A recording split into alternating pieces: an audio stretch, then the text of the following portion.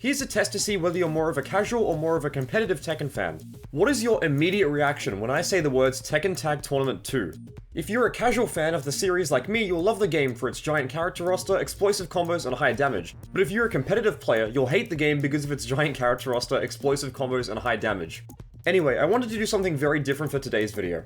Even though I'm the proud owner of the official Tekken Tag Tournament 2 Steelbook on PS3, the very first copy of the game that I owned was actually the Wii U version. Ever since I got this port years ago, this version of Tekken Tag 2 specifically has always fascinated me. Why port such a die-hard fighting game to a system that wasn't doing so well? The Tekken series has also never really been associated with Nintendo aside from a few portable games here and there, and it's mostly been a PlayStation staple, so the decision to bring the most recent Tekken game at the time to the Wii U took a lot of people by surprise, myself included. It's been over 10 years since I last played this port, so I wanted to go back and revisit it for today's video. We'll be checking out not only bits and pieces of the base game to see what it's like running on the Wii U, but we'll also be exploring the content that's exclusive to this version of the game. Also, as a disclaimer, this video won't be covering the development or the reception of the base game, so if you want to hear more about that, then check out this video I made a while ago. Also, I'll be playing this game on not just the gamepad, but also on a regular Wii remote turned sideways. Surely, this is the most optimal way to play the game, right? Although I said we won't be covering the base game's development, let's find out how the Wii U port specifically got made. The earliest mention of Tekken on the Wii U I can find online is an article from Siliconera written in 2011. At E3 that year, series director Katsuhiro Harada was part of a Nintendo interview video, and we can see some early gameplay of Tekken Tag 2 in this video. It's important to note that at this point in the project's development cycle, it hadn't been announced as a port of Tekken Tag 2, and the Siliconera author even writes that at this point in time, we didn't know which game in the series would be on the console. This interview video also contains information about proposed features that never made it into the final game, like the ability to create your own stage and then sell it online in-game, or someone on the TV playing a different kind of game to someone using the gamepad. Harada doesn't go into explicit detail, and I assume this is because the project was still in early development at this point, but these ideas are really interesting, especially the stage creator. We can also see some of the game's stages in this video, and these are also nowhere near close to being finished. For example, the canyon stage is missing a lot of detail and geometry in the background, and it kind of looks weird like this.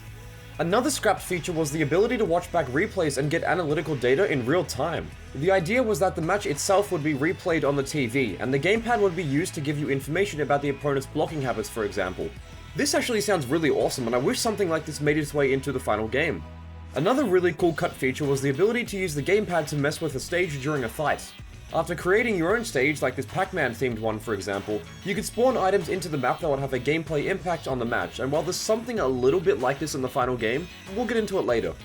Harada also ends the video by saying this game has many new ideas, so my crackpot theory personally is that Tekken Wii U was supposed to be its own game, albeit one that reused assets from Tag 2, but the decision to simply port Tag 2 to the system would have happened later on in development. The next year in 2012, at E3 that year, Namco Bandai announced that Tekken Wii U was actually a Tag 2 port, and that it would have exclusive content like new costumes. During the game's promotional run in late 2012, Harada revealed in an interview with Nintendo Life that the original plan for the game was to release a simplified version of Tekken that a casual fanbase could easily enjoy, but Nintendo actually urged Namco to keep the game hardcore with its gameplay. We'll get into this in more detail later on, but as for the game's touch controls, Harada explained that while a game like Street Fighter 4 on the 3DS lets you map any attack you want to the bottom screen, you can only map certain moves in Tekken, and even then, you can only do the move if you're in a position where you're able to import it normally.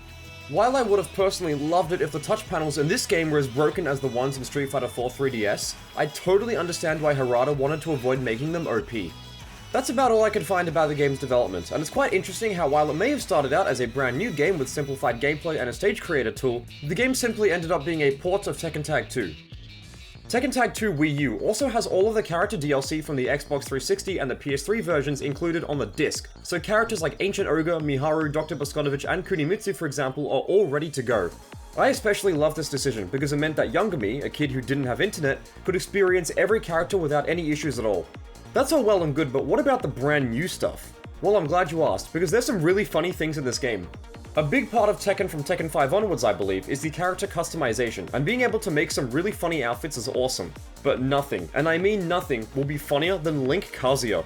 From Fox to Captain Falcon to Mario, Zero Suit Samus, and even Bowser, every single character in this game has a Nintendo outfit.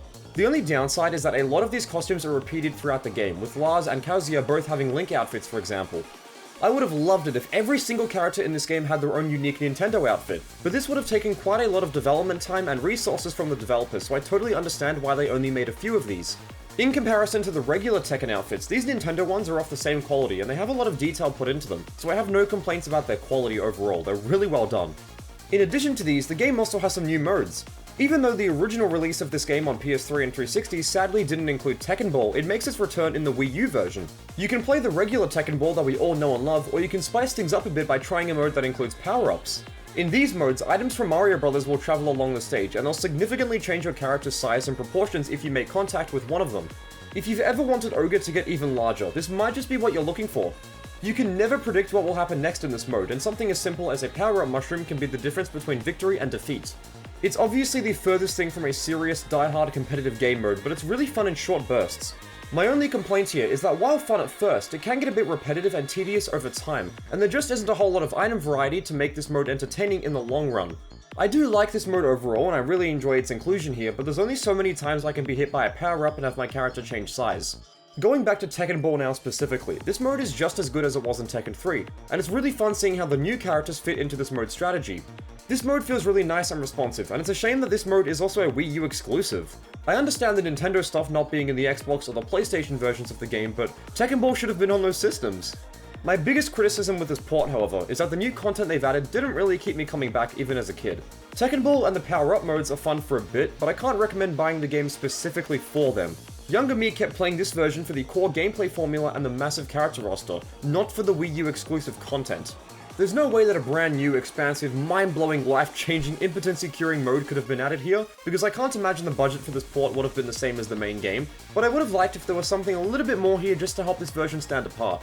I don't know, maybe a little platformer in the style of Super Mario Bros. Or a little kart racing minigame like Mortal Kombat used to have, or something like that, anything. But look, I understand that this is just my personal pipe dream and I'm just theory crafting things that aren't exactly realistic from a game developer's point of view, so I totally understand why there's nothing like this in the final game. Let's acknowledge the elephant in the room, shall we? How is one meant to play a fighting game, especially one like this with very high execution requirements on the gamepad? Well, believe it or not, but this kind of works well for a game like Tekken. The face buttons are the only necessary attack buttons in the game, so you can make the triggers and the bump as macros for things like pressing both punches at the same time, for example. This makes performing 1+2 attacks, like Armor King's combo extender 1+2 for example, much easier on the gamepad, so I recommend setting some macros in this version of the game. You can use either the analog stick or the D-pad to move your character around, and I'd suggest going with the D-pad here. I've never had any general problems with the gamepad's analog stick, but I feel that it doesn't provide the precision necessary to quickly move around in this game. Sidestepping attacks to counter them is a big part of Tekken, and with how strong movement tools are in this game when compared to something like Tekken 7 or 8, the analog stick just doesn't cut it here. So, the buttons and the movement work about how you'd expect, but the really interesting stuff involves the touchscreen of the gamepad. Normally, you have access to a panel with some information about the character as well as their move list, and I really like these additions. Getting to learn about every character in the game and understand them a little bit better on the character select screen was one of my favorite parts of this game as a kid, and I learned so much about Tekken lore from reading these little factoids. The really cool and interesting stuff, however, comes when you start to incorporate the touchscreen into your gameplay. Much like the touch panels in Super Street Fighter 4 3DS, you can map up to 4 attacks to each of the panels here. From regular jabs to combo extended tools to even moves like the Wind God Fist, you can go absolutely crazy with these within reason. The developers behind this Wii U port didn't want to make moves that require high execution easily accessible, so only a certain number of moves are able to be mapped here. I don't think it would be a bold claim to make if I said that this feature could easily change the meta of the entire game if you can map any move to the touch panels. Giving players of all skill levels access to instant while running 2, giant swing, EWGF, etc. with absolutely no execution can significantly reduce the execution requirements characters like Dragunov and Heihachi, for example, possess.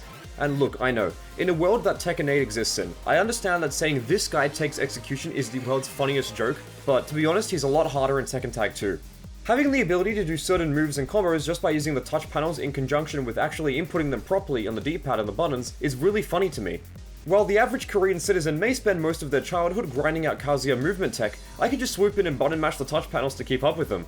Okay, look, jokes aside, I do think that the touch panels aren't actually a proper way to play the game, but let's be honest. No one on planet Earth is taking the Wii U version of this game seriously.